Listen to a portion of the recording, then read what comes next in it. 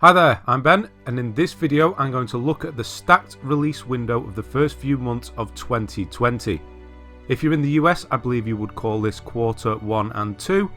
For us in the UK, it's the crap part of the year where it's constantly grey and it rains all the time, pretty much like this. The games being released in this time frame are seriously impressive. Usually you might get one or two games worth noting during the first few months of any given year, but there are so many in 2020 that I just had to make this video. I think we could probably put this influx down to the impending release of the Xbox Series X and the PS5 at the end of 2020. Developers will want to get their games out and let them breathe before they get forgotten as the new generation of consoles releases and takes over the world. You can also view this video as a what to expect on my channel in the next few months, as I'll be making guides for all but a couple of the games that I mention. This list is primarily for PS4 players, as there are some exclusives on here, so please take that into account.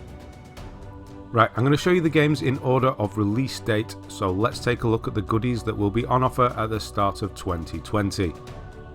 First off is a game I won't be covering or making guides for, but I wanted to mention it as I know the series has a fiercely loyal fanbase, and that's the remastered version of Yakuza 5, or Yakuza 5. Now another reason that I wanted to mention this game is that I'm going to be righting a wrong in 2020, and I'm going to be playing the Yakuza series for the first time ever. Not necessarily on this channel, but in between new releases when I have a bit of spare time. Now that they've brought the whole series to the PS4, ending with Yakuza 5 on February 11th, I literally have no excuse. Yakuza isn't the only legendary game series I'll be playing for the first time in 2020, but more on that shortly. The first of two games being released on Valentine's Day in 2020, and the one I think I'll be doing on the channel, is Darksiders Genesis. Now yes, this game did release on PC and the ongoing joke that is Stadia on December 5th, 2019, but it's not coming to consoles until February 14th, 2020. Now if you're not familiar with the Darksiders franchise, then you should be. They are really fun third-person action games with a similar playstyle to the older God of War games. If you are familiar with them, then you probably won't recognise this game as a Darksiders game, as it uses an isometric viewpoint similar to that of a Diablo game. What it will be doing the same is combat, as the characters will handle very similarly to the original games. As this game does have two main characters and is essentially a dungeon crawler, there is a co-op element to it. You can play with a friend split screen, which is really nice and quite rare these days. Don't worry, if like me you want to play the game solo, you will be able to just switch between characters on the fly. This game is getting great reviews on the PC, so I can't wait to try it out. The other game being released on Valentine's Day is Dreams. Dreams has been in development for a long time. I believe it was first announced in 2013. Now watching this footage, you're probably looking at it with just as much confusion as I was when I first saw this trailer. Dreams has been created, not developed, this is most certainly a creation, by Medium Molecule, the guys behind Tearaway and Little Big Planet. Now Dreams isn't really my sort of games, I will admit that, but I'm in awe of what these guys have done. In Little Big Planet you could create your own levels. In Dreams you're going to be able to create your own game. You'll be able to create your own assets and style, meaning no two dreams will be alike. Like I said, this isn't my kind of game, mainly because I'm not creative enough, but I'll definitely be keeping an eye out on what other people create. So moving into March now, we have the other game series that I have never played a single entry of, and that's Final Fantasy. On March 3rd, Final Fantasy VII Remake comes out, and I'm really excited to give it a try. One of the main reasons I never played a Final Fantasy game is the turn-based combat. I've never really been a fan of turn-based, I've always rather do things in real time. I know later games like 15 had a real-time battle system, but I just didn't think it was best to start with a game so late in the series. I have since learned that the numbers don't actually mean anything and that the games aren't connected.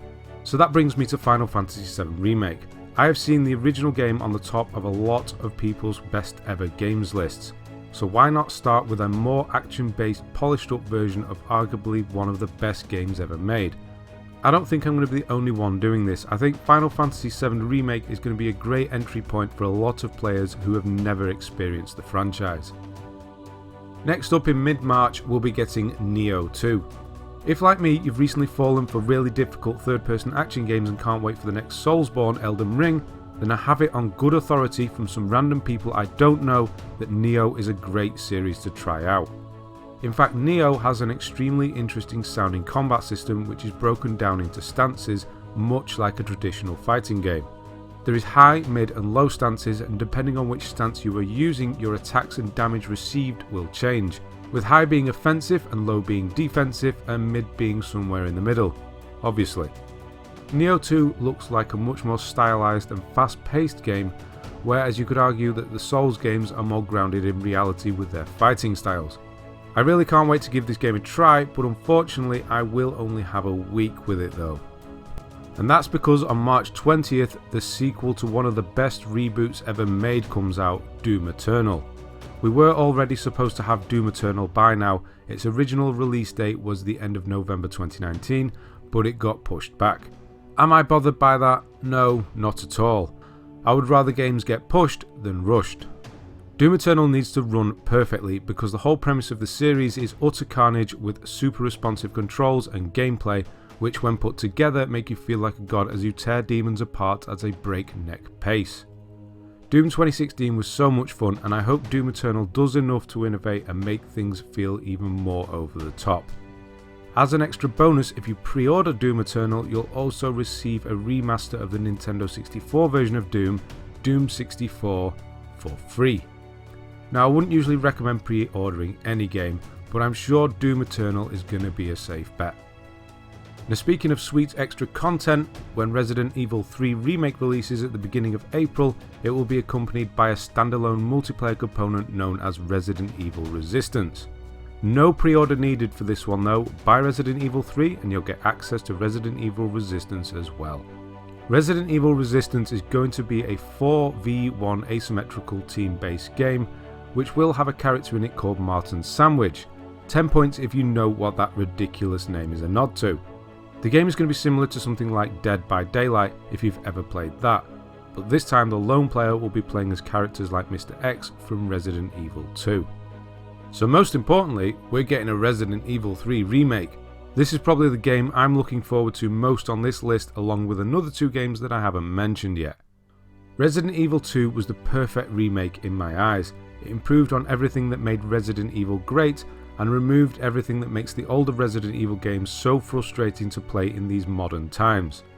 In Resident Evil 3 Remake, we will be playing as Jill the Sandwich Valentine, and just like the original, we're going to be chased by the unstoppable Nemesis.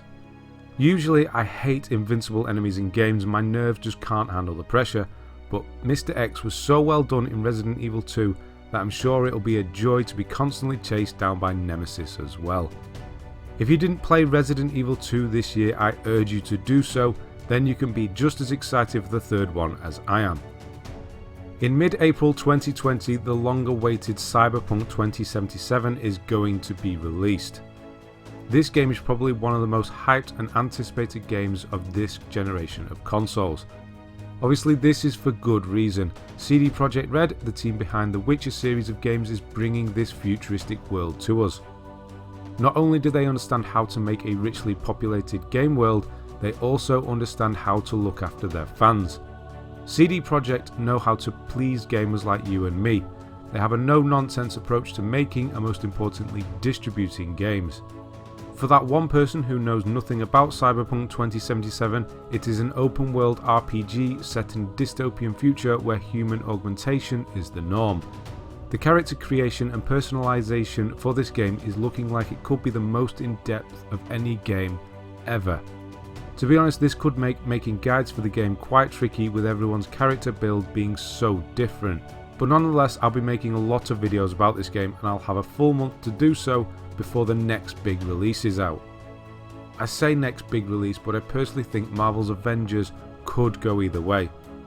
It could be great, or it could be a massive disappointment. Obviously, I'm hoping for the former. As much as Marvel run away with it when it comes to the box office, they don't really seem to do so well when it comes to games. Don't get me wrong, they've had some great games along the way. Spider-Man from 2018 comes to mind as being their best, and even the Captain America game on the PS3 was pretty good, but they've never really had an Arkham moment. It seems to me like this game is going to have a Destiny or Division feel to it with a hub area, gear score and a selectable mission structure. I really don't know what to make of this one, but I really hope it doesn't disappoint. It's going to have an all new story, so I really want to be able to experience it with a good game. If Marvel's Avengers is trash, then we won't have to wait too long for something amazing to come along, because The Last of Us Part 2 is coming out at the end of May. I don't think it's healthy to overhype a game and say that it's going to be amazing before anyone has ever played it like I just did, but come on, who are we kidding? There is no way this game isn't going to be nothing short of perfection. Naughty Dog has pushed the game's release by a few months to the end of May because that's exactly what they want, perfection. They came along at the end of the PS3's life and dropped The Last of Us on us, and it was arguably the best game on the system. I love that they're trying to repeat this with The Last of Us Part 2. I think it's pretty much safe to say that we'll see a remaster for the PS5 as well. I really hope the story has as much emotional impact as the first one did. That truly was the best part of the game. The Last of Us tells a very simple story and there really isn't much new with regards to plot, but the performances from Troy Baker and Ashley Johnson really sold it. The thing that has me most excited for the second game is the seamless interaction between the playable character and the environment as you play. Just look at this gameplay.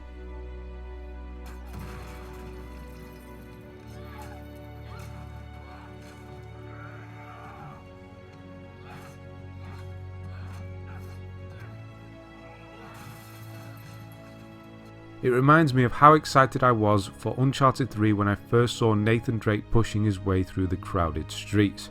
I love attention to detail like this in games, it makes for the best type of immersive gameplay. Right, that's enough gushing over The Last of Us. There are a few games you might think I've missed like Watch Dogs Legion, Gods and Monsters and Ghosts of Tsushima, but they don't have release dates yet. What games are you excited for the start of 2020? Dragon Ball Z, Kakarot, Predator Hunting Grounds? Something else I didn't mention? Let me know in the comments below. I'll be releasing my top 10 of the year shortly, so subscribe if you don't want to miss it. Thanks very much for watching, not just this video but throughout the whole year. My channel has seen a lot of growth over this year and I love you all for that. Have a great Christmas and I'll see you on the next one.